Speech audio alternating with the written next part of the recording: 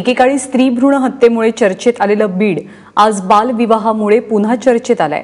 इथल्या परिस्थितीवर पाहूया एबीपी माझाचा हा विशेष रिपोर्ट।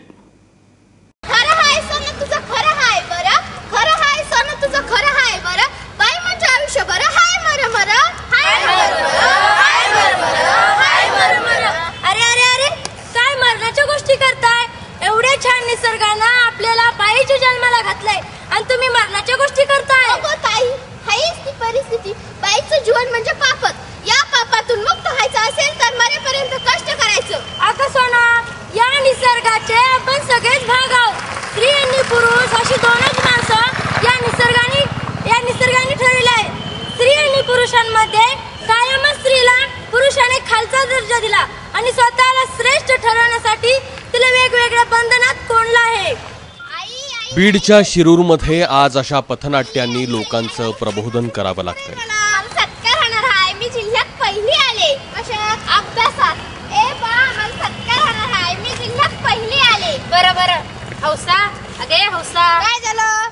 आणि त्याचं कारण आहे गेल्या काही दिवसात या परिसरात सुरू असलेल्या बालविवाहांचं सत्र। काय करतात आई वडील? ऊस तोडीला जातात, कोयता हातात धरून त्यांच्या हाताला फोड येतात। एकट्या शिरूर तालुक्यात 53 बालविवाह पार पडणार असल्याची माहिती सामाजिक कार्यकर्त्या वर्षा देशपांडे यांच्या सर्वेक्षणातून समोर आली। याची दखल खुद्द उच्च न्यायालयाने घेऊन या बाबतीत नियोजन करण्याच्या सूचना जिल्हा न्यायालयाला दिल्या।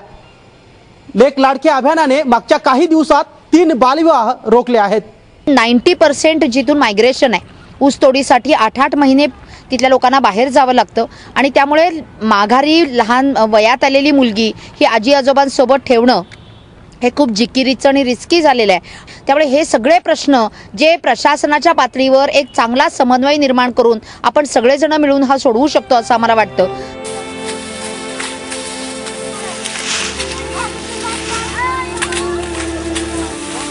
ऊसतोड मजुरांच्या मुलांसाठी दरवर्षी हंगामी वसतिगृहांची उभारणी होते।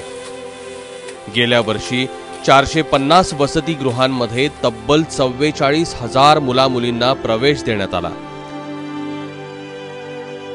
पण त्यानंतरही पालकांची विवंचना संपेना। शिरूरमधल्या अशाच एका पालकांनी पोरीचं लग्न ठरवलं, पण वेळेच हस्तक्षेपाने ते लग्न टळलं। माझ्यापाशी ठुले म्हणजे ऊस तोडायचे आई बाप, मग मला बरोबर वाटत नव्हतं।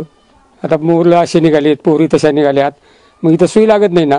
आता मी बोलू ते माणूस खेड्या मारायला जावं लागतं खेड्यापाड्यानी, मग मुलीकडे कुणी बघायचं, काय करायचं असं भेव वाटायला लागलं मला। म्हणून आम्ही आलते 1-2 थळते हे केले। मग आम्ही मंडळी, लहान वयातील मुलीच्या लग्नामुळे, लहान वयातील मुलीचे बाळंतपण आणि गरोदरपणामुळे 15 ते 19 वयोगटातील मुलींचे मृत्यू होतात। लेक लाडकी अभियानाने परिसरात प्रबोधनासाठी असे उपक्रम सुरू केलेत आणि त्याचे सकारात्मक परिणाम आता दिसू लागले। मांजराला सांभाळतो, मग पोटच्या लेकीला का नाही? घरोघरो जाऊन दिवस कोणाला गेलेत, पहिली मुलगी आहे, दुसरी मुलगी आहे आणि ती गरोदर आहे, तर मग तिनं तपासायला जाते का?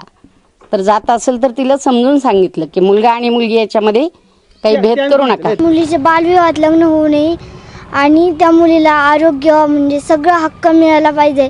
जसा मुलांना हक्क मिळतो तसा मुलींना पण हक्क मिळाला पाहिजे। मुलापेक्षा मुलं पण जेवढे आहेत तेवढे मुली पण असाव्यात। आपल्या मुलीचा बालविवाह रोखणाऱ्या या बापाचा फलक सध्या प्रचंड कुतूहलाचा विषय झालाय। मला जमलं, तुम्हालाही जमेल। माझी मुलगी शीतल 8वीत आहे। वयात आलेल्या मुलीचा बाप म्हणून तिचं लग्न लावण्याचा विचार मनामध्ये आला। जावई शोधायला सुरुवातही केली, पण नाही। लहान वयात मुलीचं लग्न लावणं हा गुन्हा आहे। माझ्या मुलीवर माझं खूप प्रेम आहे, मी तिला खूप शिकवणार आहे। माझ्या मुलीचा बालविवाह मी करणार नाही। जग बदलण्यासाठी आधी आपण बदलू, आपल्या मुलीला खूप शिकवू। मी माझ्या मुलीचा बालविवाह थांबवलाय, तिला मी शिकवणार आहे। तुम्हीही तुमच्या मुलीला शिकवणार ना? या बापाला जे कळलं तेच इतरांना कळलं तरच या कोवळ्या कळ्या वाचतील, अन्यथा स्त्री भ्रूण हत्येसारखा आणखी एक डाग महाराष्ट्राला लागेल। गोविंद शेळके, एबीपी माझा, बीड.